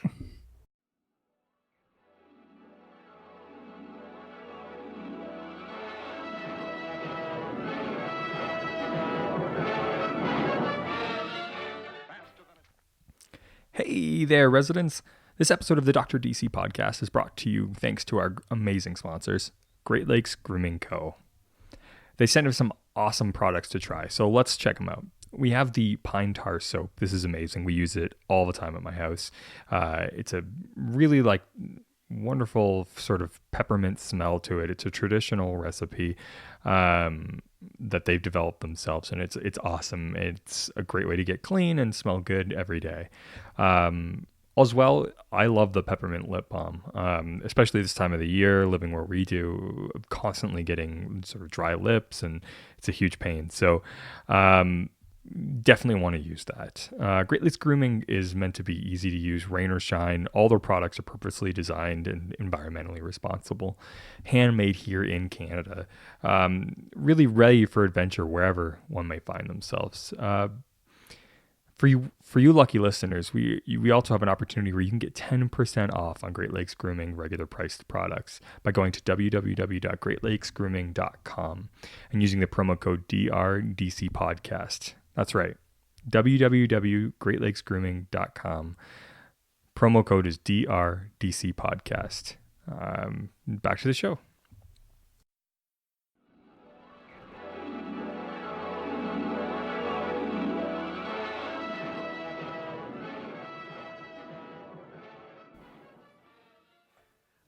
And we're back. Hey, ho. Great ad. We were gone for so long. Yeah, what an ad. Whew. Hope I didn't reuse another one. We all know exactly what it sounds like. That's right. All right, let's. We're sticking on the Twitter train. The Twitter train. Twitter train. Yep. Why wouldn't you go woo woo? Like if you're gonna mention a train. Richard. Why wouldn't you? Train sounds. Come on, ride that train. Let's ride it. Exactly. Yeah. It's a high school dance up in here. Oh man. Depending on how old you are. So many suppressed boners. Raz My Berries reviews is our first question on the other side of that ad. All right. Raz My Berries? Raz My Berries I just review. wanted to make sure. Raz My Berries reviews. There you go. Yeah. You get a song for everything. Oh, he sings it to the tune of Raspberry Beret. I don't know what Raspberry Beret is. Prince? Raspberry Oh, Beret. yeah, sure. Yeah, no, fair enough. The kind you get on the second-hand Twitter. Nice. Raz says, okay, so I actually think it's awesome that Marvel and DC have ripped each other off. Okay. Hot take. Because we haven't because we've gotten some amazing characters out of it. So I wanted to know, which rip-off characters do you love? Example, Thanos and Darkseid. Yeah, I actually read something really interesting about the Thanos Darkseid relationship. I always thought it was pronounced Dark Seed, so I'm learning a lot right now. Yeah, it's got that German pronunciation. Yeah. But- I'm saying Crandall. Why didn't somebody stop me? Been making an idiot out of myself. I'm glad you got where I went that one. Can't talk about SEX in front of the CHILDREN. Sex Cauldron. I thought they shut that place down. Yeah, so the Thanos Darkseid thing, I read an interesting, because Thanos is very clearly It's a pretty clear ripoff, yeah. very clearly stolen from Darkseid. He's this sort of like buff, all-powerful, tyrannical, basically god of evil, essentially. But I read a thing where the original idea for Thanos, they were, I'm not going to think of who the creator of Thanos was right now, but he was actually trying to rip off Metron, a different one of Jack Kirby's New Gods, and apparently got like a note from Marvel editorial that was like, if you're going to steal from the New God, steal from the good one. And so to make him more like Darkseid. But he was apparently, I guess Thanos was originally maybe going to be maybe more of a cerebral kind of villain or something like that, as opposed to like this. And then Marvel editorial kind of came in and said like, no, make him like the big impassable bruiser like Darkseid, the sort of all powerful. Well, I mean, it definitely is a more, I don't know. I want to say it's more compelling, but maybe it's not. Yeah, I mean, but it's neither here nor there at this point. It's. I'm trying to think of like who does Marvel have that maybe fits more of like the Metron kind of build? Is that like the Watchers? Like they're like super powerful, but like sort of non-interventionist. Well, kind they're of like things? their whole creed is to not intervene, right? Yeah, like I guess they that's only like other than Uatu, like the primary Watcher. I think he's stepped out of bounds a couple of times, but he's dead now too. He's been killed. Yeah, wasn't that there was an event like in the last like 5 years where Uatu died, right? I can't remember who it was that actually. Maybe it was the Punisher that killed him, or the Winter Soldier. No, the Winter Soldier took over for. No, it was Nick Fury. Oh shit! That killed him, and Nick Fury killed the Watcher. Yeah, and then I think Nick Fury died or disappeared or something, and then the Winter Soldier took over for Nick Fury. I don't know. It's a whole thing. I remember reading that comic, but I don't remember very much about it. So okay, but the question was, who's our favorite ripoff? Yeah. So yeah, I mean, that's kind of tough. Hawkeye. Sure. Okay. Well, let's use this opportunity to learn a little bit about Discount Green Arrow. What do we need to know about Clint Barton? What makes him special? So Clint Barton's origin story is that him and his brother were orphaned and were taken in by a traveling circus, and he was taught to be a marksman by this sword master, I believe, is who taught him. But That's not by an archer. Yeah, not by sure shot, but sword man. We'll teach you how to shoot. Is there a character named after a Beastie Boys song? That would be amazing. That would be amazing. No, so he learned. He's also deaf. Okay. Really? That's like a recent development. Is he wears a hearing aid? He's deaf. Oh, I didn't know. Well, I think he has tinnitus. Oh, okay. Which I'm surprised more superheroes don't have. They're around a lot of shit blowing up. The archer thing? Yeah. But so he's one of those guys that was always was always kind of around, but I don't know. I always found him really compelling. And now they've really retconned him into like, because he ran the West Coast Avengers for a while with his former wife. Right. God, those East Coast, West Coast. Who was his wife? Yeah, those beefs. He was married to the Black Canary. No, that's Green Arrow. Right. What's the name of the woman? Mockingbird. Mockingbird. Okay. That's the Black Canary. Oh, yeah. Oh, so the archer was married to a bird themed. Oh yeah, no, character. like the homage runs. Oh, interesting. And now there's two Hawkeyes. There's two Hawkeyes in the Marvel universe because there's also Kate Bishop, who is like Kate Bishop. She's a younger Hawkeye, who is like, she heads up the new West Coast Avengers, which is a new series, which is fantastic. Okay. But she sort of did the whole like, so there was the Matt Fraction Hawkeye series, which is incredible. It's like one of the greatest comic series I've ever read. And it really did wonder. It did a lot for Hawkeye because it made him really interesting. Like, because he's kind of like, he's the only Avenger with no superpowers. Right. His superpower is that he's really good at hitting shit. But he's not like a mutant or something. He doesn't have like a mutant accuracy. He has or something no like that. he has no superpowers at all. He's just fucking really good at shooting arrows. Right. Which is like, not the greatest. Politically, is there any sort of connection? Because Green Arrow is very famously like a bleeding heart lefty. Is Hawkeye anything like that, or kind of his own sort of thing? I think politically they never really mention it. If they have, I've never seen it, but it's definitely not like, it's not part of his character. His character, especially now, is he's kind of a doofus that like sleeps around and like is really good at what he does, but also like gets himself into like kind of shitty situations, of his own design. Sure. But he's definitely not like a hardcore leftist or anything like that. Right. I just always assumed that most superheroes are left leaning. You would assume, but some aren't. Like like in DC, like Hawkman is famously pretty conservative. Not necessarily socially. But a little bit. But he's a hawk. He's a war hawk. Yeah, exactly. Richard, do you have a favorite ripoff? Yeah, I'd say Zatanna probably. Oh, we're gonna start throwing this shit around. Well, I'll touch on it a little. It was like 4 months. She's a Scarlet Witch ripoff, right? Basically, yeah. Yeah. I just think, essentially. She ends up becoming the like number one like in my opinion, DC magicians. And again, from where they start to where they end up, very different. Sure. But yeah, Scarlet Witch came out, and I think it's like within 4 months, DC had like Zatanna made her first appearance in Hawkman #4. Or whatever. Yeah, but it goes both ways, and and their powers are does. totally different too. Like she's a legit magician, right? But it wasn't Scarlet Witch initially a legit magician, and then the retcon that she had those close up magic. Well, but wasn't the retcon for Scarlet Witch that she can like manipulate probability or some shit like that? I think that might have always been her power. Oh, okay. As far as I'm aware, I don't know. I know Scarlet Witch, and I've read her because she was in the West Coast Avengers. Okay, yeah. And I used to read the older series that was in the 80s and early 90s. I used to read that series a lot. When she was banging Vision. Heyo. I can't do that. My girlfriend can do it, and it's frustrating that I can't. Well, I spent a lot of time as a douchebag, so I You can't be into comics and also a douchebag. You should see the photos. It's weird. All right, let's go to the next question then. I think we're done with that, right? What's your favorite? I was gonna. We didn't get yours. Yeah. I don't know a ton of Marvel, but I would say from what I do know, I'm interested in Thanos. Sure. The thing I find interesting. Have you seen the Infinity War yet? Yes. Okay. The thing that I find interesting about the comic book Thanos is that they took like this very like heady idea that Jack Kirby had for Darkseid, that he was always after the anti-life equation. It's this like abstract thing that would help him dominate all life. And they gave Thanos this like crazy quest too, but they made it something less cerebral, which is that he wants to literally court death. He wants to impress death. And that was the whole thing with the snap, right? I was so bummed out in the movies that they don't. I kind of thought that's why they would bring Hela totally into because it. like he is trying to court death, and in fact Deadpool beats him to the punch. Deadpool fucks death. What? I believe he does. I know that they have like a thing. Is this a Deadpool from an era that were good writing, or is this already shitty Deadpool? I mean, like most Deadpool is pretty shitty Deadpool. Oh, I was about to do the snap thing. Okay.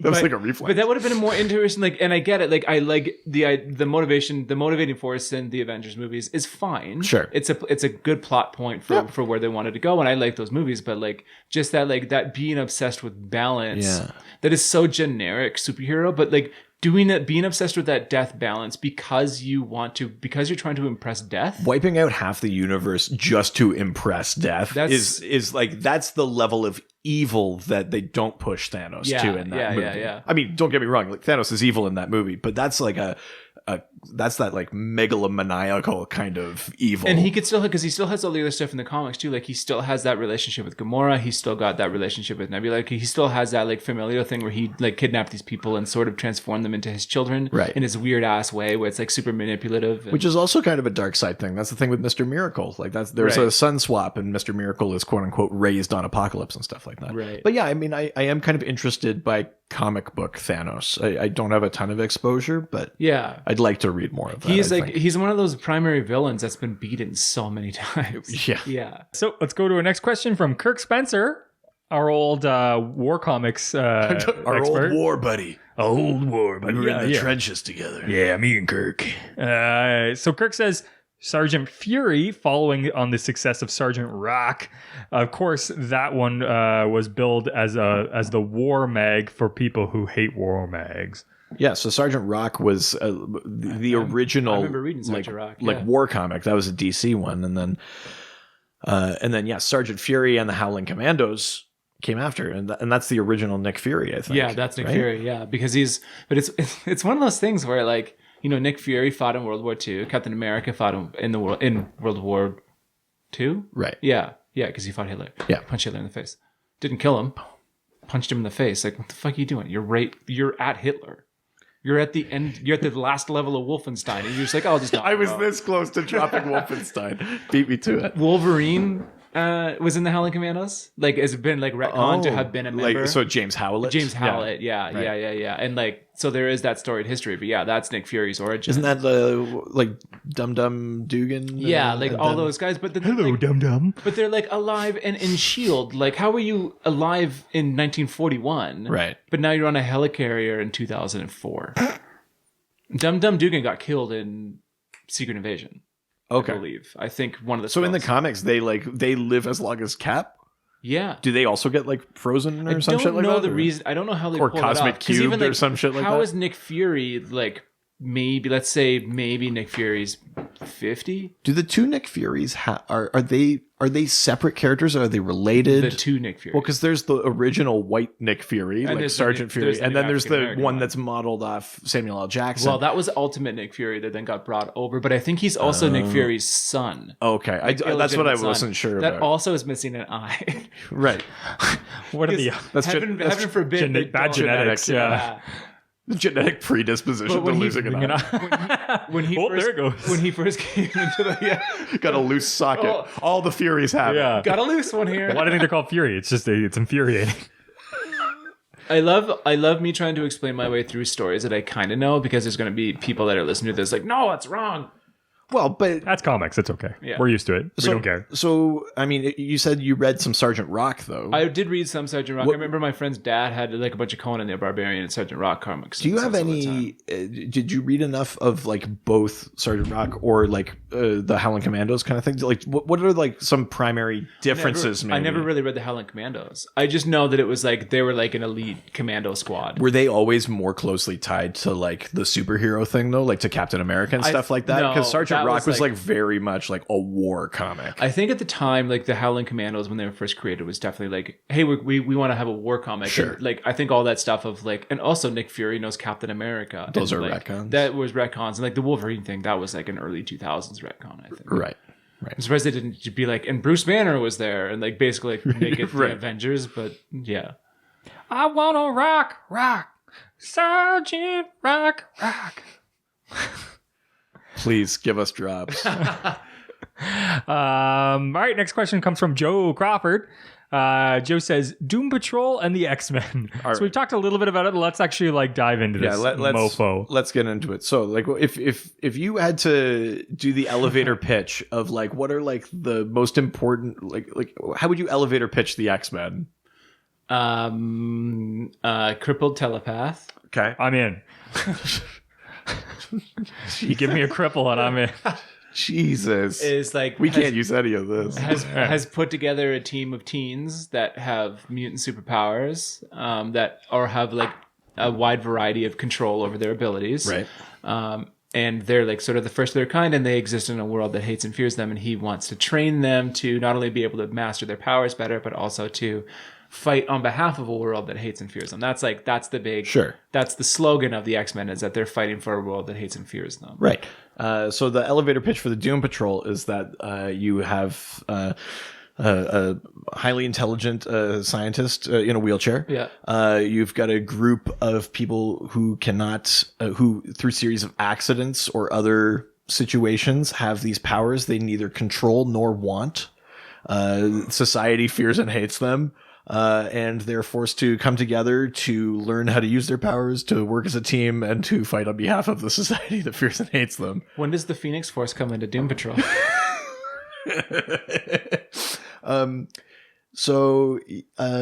Yeah, I mean, the Doom Patrol, it was basically the template off of which the X-Men Yeah, were, exactly. First, definitely. Yeah. were stolen. That's not a case of it being like, it's not like the Nightcrawler thing where it's the same Yeah. creator going to the other company. But yeah, I mean, the idea for a while, I think both of them were pitched as like, was it like the world's strangest heroes or something Yeah, like that? They yeah, both yeah. had the exact same tagline and everything too. Like, but it's the idea that they were, not only did they have powers and they were sort of like learning and operating together, but it was the idea that there's these, it was like self-loathing and that society hated them too. Were and they like, teens? Were they young? Were they young folk?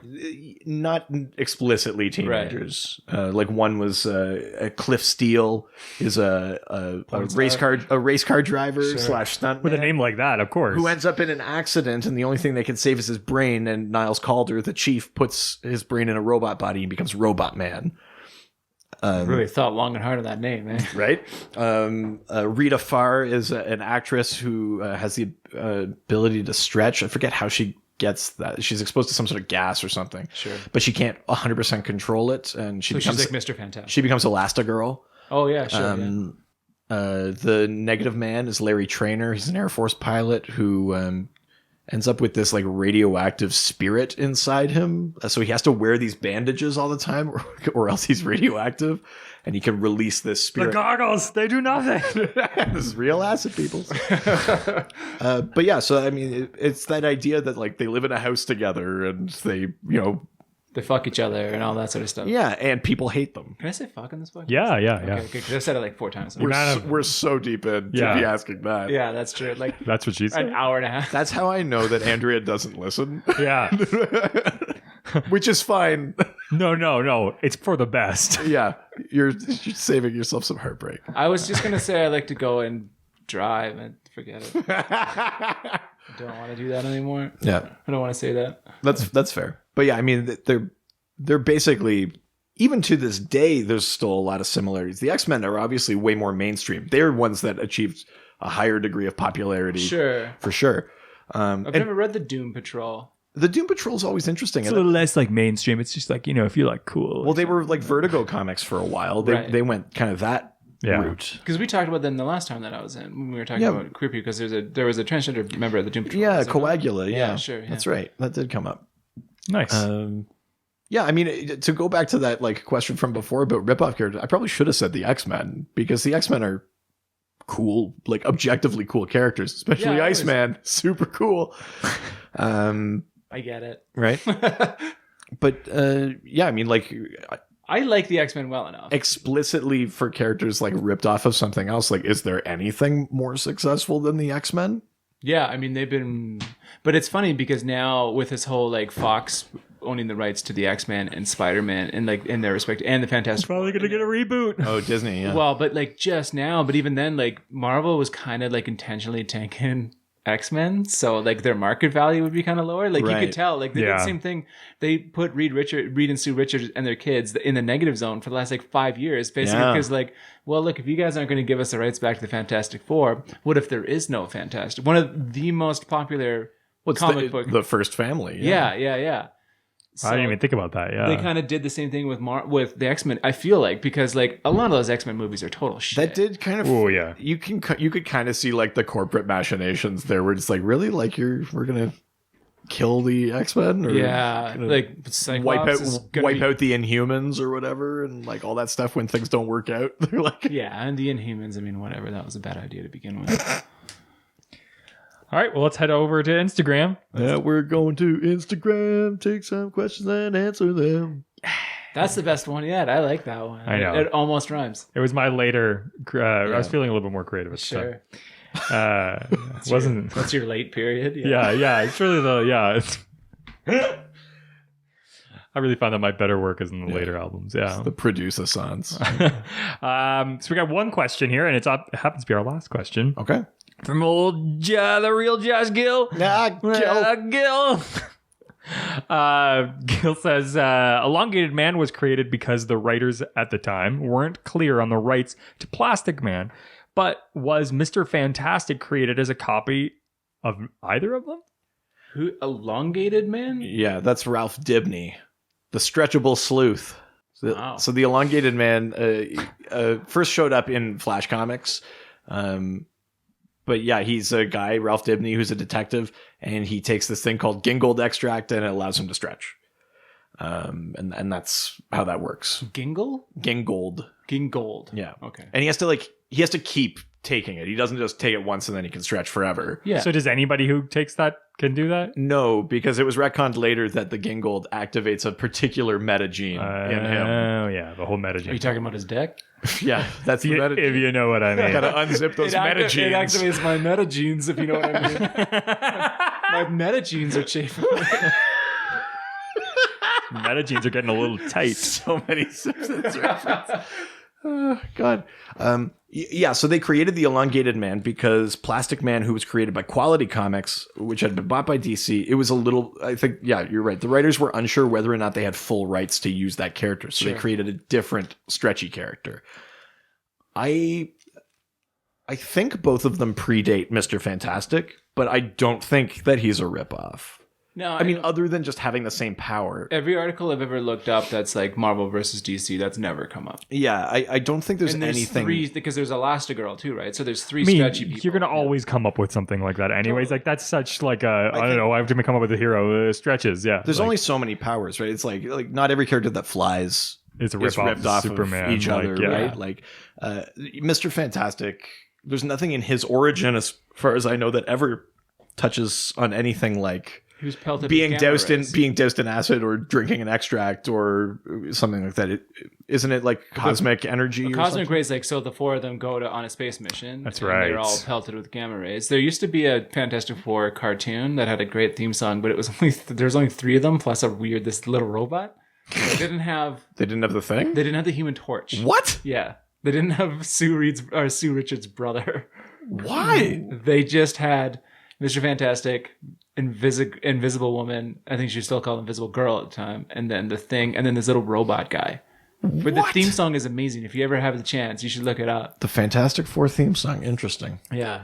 Holy shit. Okay. But they were they went on this like manned space mission and were like pelted with gamma rays. Has that origin ever been like retconned? Have the It's always Fantastic been- Four it's always ever had been a the same. different? It's always that. Yeah, I mean it's like That's pretty like they're one of the most iconic Iconic, parts, yeah. right? Like it's the same thing with Captain America. Like Captain America's origin will always be the same, and Tony Stark's largely the same. Like Iron Man's always kind of like they've moved it around, they've moved the pieces around the board, but Sure. it's still always kind of the same, right? But Right. like a lot of other just like how Superman, Batman, Wonder Woman, their origins basically don't change. Spider-Man, same thing. Yeah. Like even though every fucking Spider-Man movie they make, they're like, what if we show you the origin? No, we don't need to. Well, I mean, that's like how many times do you need to see those pearls fall into that alley? yeah. Like how many uncles are gonna die before we're like, we get it? Yeah. Yeah, it's true. But whatever. Marvel should just make a Miles Morales movie and make a movie about the more interesting new Spider-Man That'd be awesome. or Spider-Gwen. Also a very interesting Spider-Man character. Was it the last time you were on I that we talked were about talking this. about Silk? Yeah, Silk. Was yeah. that the last They're time making you were one. Like Sony, because Sony's making all these like they're making Venom Yeah. without Spider-Man for some dumbass reason. That one looks weird because It there's looks so many dumb. symbiotes in that movie. Yeah, and Yeah. like Tom Hardy, I don't know, whatever. I don't get it. The doctor and I have had some arguments about this online already, but I am stoked for this. I think it's going to be Venom? great. Yeah, I'm actually super into You'd it. be the only one in that movie theater. I like Tom Hardy already, The but more that I've seen of this movie, the more it looks like a generic superhero movie. Oh, but the yeah. first full trailer, I was like, oh, maybe it's just like a weird kind of dark suspensey movie that happens to have a symbiote in it. That would be and I much was more kind of into interesting. that. Yeah, for sure. But like the last one where is it Riot? Is that the other symbiote that is Carnage. fighting at the end there? No, well, I don't know because they don't really like because they're trying to say like because Carnage is I the think other big isn't symbiote. But Isn't they're, like, Toxin also supposed to be in there and Anti-Venom? Like I think they're introducing like all the symbiotes. But Anti-Venom is also Eddie Brock. What? So he in the comic books he Jesus. loses the Venom symbiote who Flash Thompson.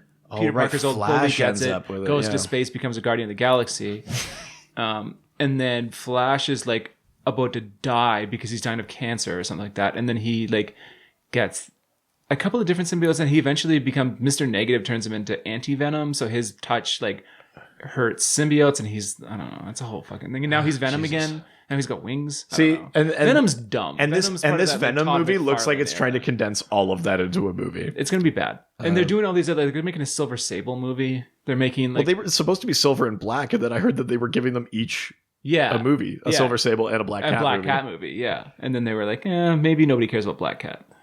I would And- think that people would care about Black Cat more than they would Silver Sable, but maybe that's just me. But none again, of those Black Cat, characters- just a ripoff and a lesser Yes. version of Catwoman. Oh, Catwoman, Yeah. totally. Yeah, and none of these characters make sense outside of like Venom doesn't make a lot of sense outside of the Spider-Man mythos. Like it's a Secret Wars thing. He Yeah, brought that suit do they Yeah.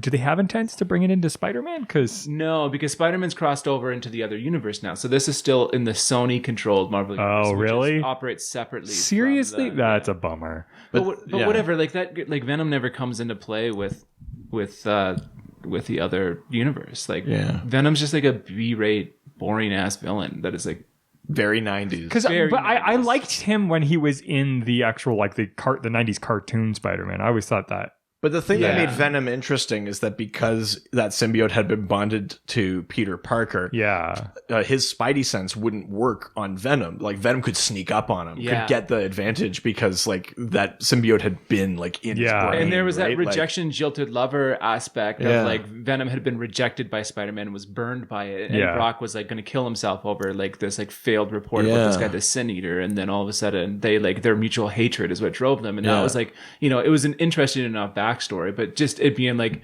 Tom Hardy mumbling his way through a movie where you can barely understand what it is he's saying. I know.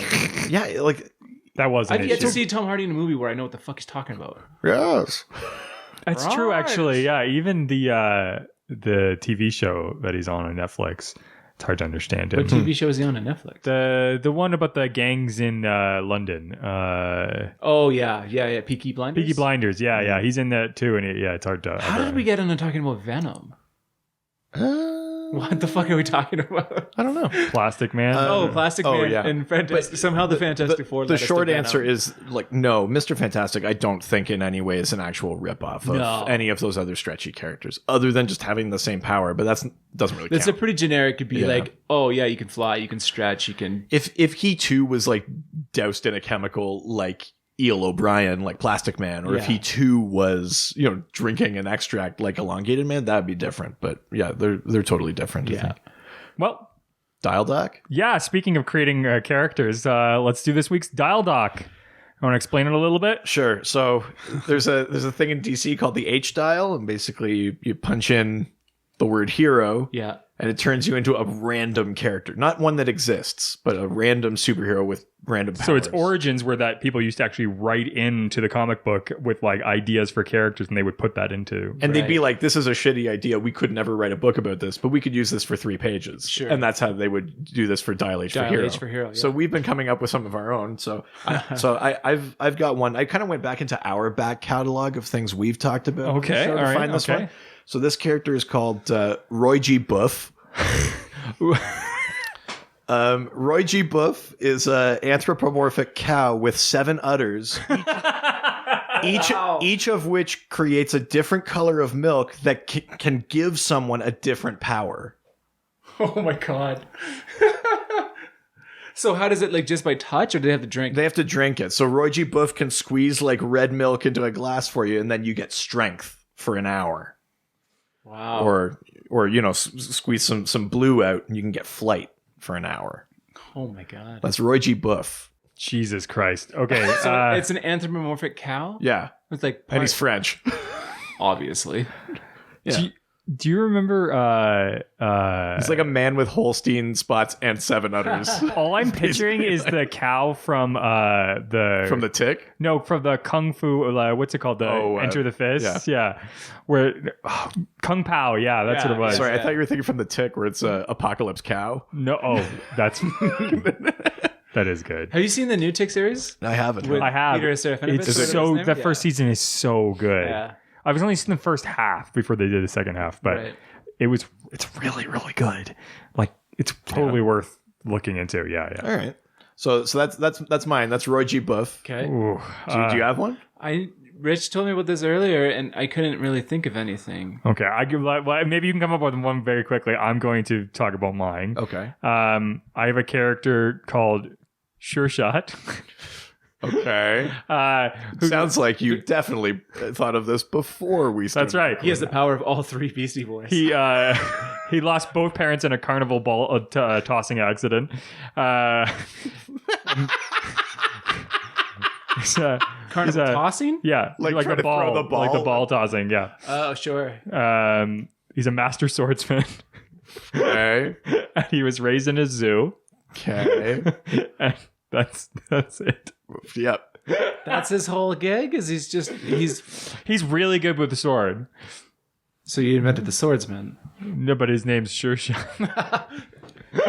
I feel like keeping with the theme. Right. What I've got to do right now is take an existing DC character. Oh. So what if I invented Ratman? Ooh. Okay. Let's have Ratman. So Ratman's origin story is that his parents were strangled by like a garrote, you know. in an alley that was full of rats. Okay, and the kid wasn't there. He like just happened to be. He was at Did the parents get eaten alive by rats? No. Okay. But see, he comes by and he sees like as he's coming by, he sees his dad drop to the ground, and then the guy with the garrote. It's a guy. Yeah. He runs. Joe Chill runs off. Right. Oh, still named Joe Chill. Fuck that guy. Jim Cool. Yeah. so then young what are we gonna call this guy? Bryce Bain. Sure. Yeah, Bryce Bain. Yeah. Appropriate, Young Bryce Bain goes into the alley and sees his deceased parents and sees the first thing he sees is a rat sort of climbing on top of his dad. Right. And the rat pulls his dad's wallet out of his pocket and he's like, "Oh, I'll take my dad's wallet. You know, I can use my dad's money to further my crime fighting career." Right. And he opens it. He just sees like a lot of bills and IOUs. And it turns out his dad is like fucking broke. Oh, okay. So then Bryce Bain is like, I thought my parents were rich. Turns out they're not. So he lives in that alley. Oh my geez. God. He fashions a suit out of rat skin. Oh. Okay, this is awesome. And then, Is it bad that I kind of like this? I do too. And then, the Rat Man is sort of like he's like more of like a Punisher, you know, Okay, type. yeah. And he uses a garrote Oh, to fuck. kill. So he wears rat skin and garrotes people in the alley where he lives. Yep. Yeah, Jesus. Yeah. I mean, when you describe it like that, he sounds like a sociopath, but he's only But a so is- hair's breadth away Yeah. from Batman. Yeah. Yeah. So- Oh yeah. Describe Batman and not make him sound like a Yeah. complete sociopath. Yeah, exactly. Yeah. I like that. All right, there we That's- go. So that's Amazing. That's Got- Rat Man. If we have any artists out there, Ratman, I want to. shot Roy G. Buff. I want to see any of these drawn, but specifically, I really want to see Ratman drawn. Yeah, definitely. Oh my god, that's awesome. Well, we'd love to hear about any characters that you residents can come up with. We've gotten a few of them so far. We They've have, been yeah. really, really good. So we definitely love to see more of that. Tell us. So if you guys want to use the hashtag #DialDoc and send us your idea for a hero or a villain. Oh yeah, we didn't ask. Are all these heroes? Well, mine's clearly a hero. He's doing Yeah. a lot of cleaning up I- the old streets. Mine's definitely a villain. I envisioned Roy G. Buff as a hero, but he might actually work as like a villain, like in black market, giving people powers for like an hour. Oh, okay. Like yeah. could Ratman. sell the milk. Like I think That's awesome. So if you guys want to send us your dial doc or you want to send us some questions or just nerd out about DC, you can reach out to us on Facebook, Dr. DC Podcast Twitter, at Dr. DC. Instagram. Dr. DC Podcast. You can send us emails. DrDCPodcast at gmail.com. And we got a Reddit now. There's a fan of ours made a subreddit. So Yeah. Saw that. you can go to r/Dr_DC. It's awesome. Yeah, you guys can talk to each other. You can answer some of the questions that we're going to post on there. And we'll put new episodes up there and stuff too. Yeah, I definitely want to see what you guys have to say. Mingle amongst each other. Let's see you guys. Talk amongst yourselves. Let's see you weirdos make friends. Copulate. Make more. Oh God, yes. Make more listeners. Also, not only can you talk to us, but you can also read some DC specific articles or reviews. Review our many wares on our website. Yeah, drdcpodcast.com or .ca. We got merch up there and everything. That's right. We got new shirts all the time. I think I've got a new idea coming pretty soon. So If it's Ratman, I get 10% of that. okay, deal. That's fair. That's fair. I just make money selling t-shirts now. Like how you're hung up on what you're owed from the thing you stole from DC. True Marvel fashion. That's how stealing a good idea works. I You like. immediately start taking a percentage cut. Monetize. Awesome. And don't forget to subscribe to us. I don't think we say that enough, but hitting that subscribe button, it actually helps us out a lot and keeps those downloads up every week. And those 5-star reviews and everything. I don't know about you guys, but I've got so many like podcasts that I subscribe to. If I had to like go through the list every week and see who's got new episodes, it's not worth it. Save yourself some time, subscribe to the podcast, do yourself That's a very favor. benevolent of Do you. people not subscribe? Who are these sociopaths that don't subscribe to Some podcasts? people I like listen to? there is a few podcasts that I'm like, do I really need to see like the new Mark Maron one? Maybe I just want to see what the No, I haven't Yeah. listened to that one in a long time. yeah, or like You Made It Weird. Like I don't need every 3-hour podcast. Like Is it it's still going? oh yeah. He's been going on forever. Man, he makes it weird for a long time. Yeah, whew, real weird. And then also rate review on iTunes. Give us 5-star review, write something, and we'll read it on the next episode. You bet. And I think that's it. That's it for this week. Well, stay tuned because we've got a next episode. Right now we're gonna record it, but it's actually in the future. You'll be listening to us Come back for part 2. if Earth still exists in a week. We but- might do it on Earth 2. The shameful second half where we discuss when DC is stolen from Marvel. I don't know. It's going to be like a 5-minute episode. I can't imagine any They've time. never done it. Never. There was a lot of Marvel ripping off DC we didn't even talk about. Oh my God, so much. Oh my God. We'll have to touch it on in the next episode. I'll touch the shit out of it. Yeah, it's the only way we're going to make it a long enough episode. Well, we're going to go jerk off together. See you guys next episode. Bye. Adios.